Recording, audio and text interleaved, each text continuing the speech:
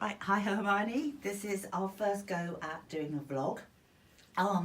Really important part of our work is getting information out there to the person on the street. Yeah. Because they don't know what they don't know. Yes. What do you think?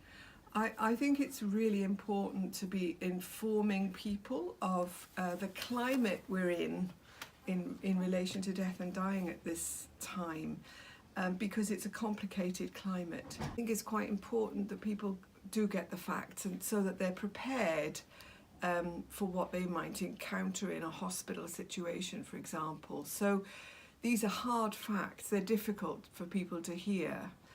And I'm not implying any criticism when I say these things, because I know that health professionals are doing their absolute best in all sorts of difficult situations. But this is a reflection of where we've arrived as a society. And so examples, I'll give you some examples. Examples are that it's increasingly common for very frail elderly people, and sometimes very ill people, to be subjected to what we call CPR, which is cardiopulmonary resuscitation.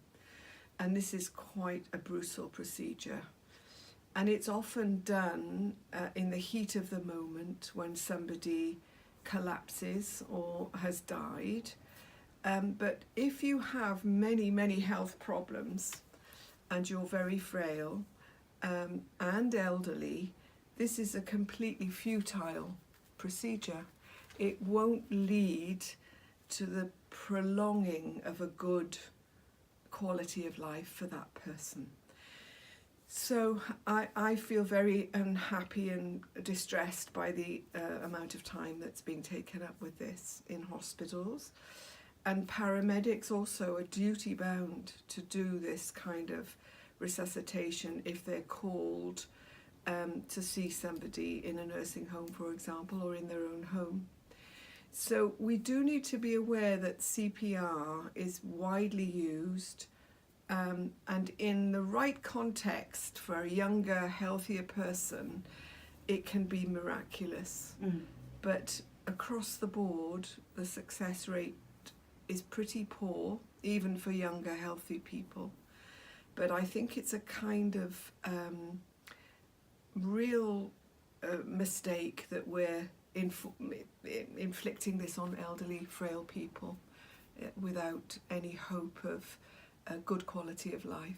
Whenever you see anything about CPR in the newspapers or on the telly or on a soap, it's also positive. It's That's very right. upbeat that Yes. everybody ought to know how to do this, Yes. that we have the defibs in telephone boxes. You never see anything about the downsides of CPR anywhere. So No. is that where you're coming from, about getting that sort of... That information really does need to come across, because there is a phenomenon that would be called failed CPR. So failed CPR doesn't necessarily mean that somebody hasn't been successfully brought back from the brink of death, but many people are left quite severely incapacitated after a CPR attempt, and there may be brain damage, there may be long-term health conditions, and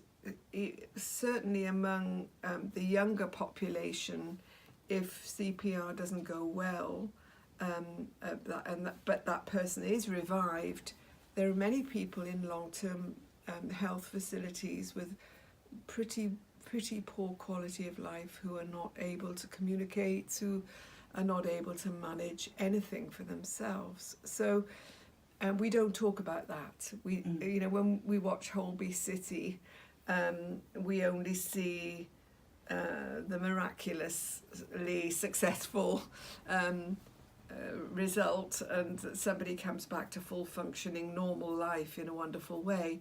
That kind of thing is fairly rare, actually, that somebody comes back completely, fully unscathed from that. I'm just interested to hear as well that I've heard paramedics and nurses actually do not want to do CPR, but feel obligated. Well, I know paramedics are obligated to do that. Your views on that? Yes, I know that there are many paramedics that are feeling quite distressed by this sort of policy decision, if you like, this protocol that says you must resuscitate unless there is a do not resuscitate form immediately available. And this is one reason why, as citizens, we do need to talk to our doctors about what our wishes might be in this kind of situation. But the rules are basically that if this person is still warm, then they will attempt resuscitation. And it strikes me as being a very high risk thing to do, because we don't know how long that person's been without a pulse, and whether they're going to have enough oxygen in their system, their breathing has collapsed.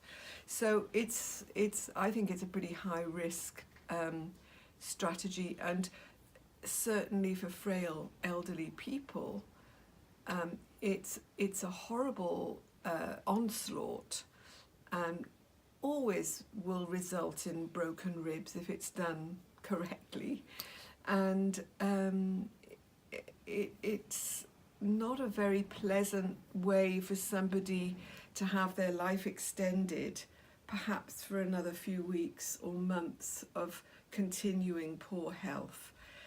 So I would really like us to start to think more objectively about just what is it we're doing, why are we doing it, and who are we doing this for? And in our next vlog, we'll be talking about how we can have those conversations with people and how they can record what it is they would like and wouldn't like. Yeah.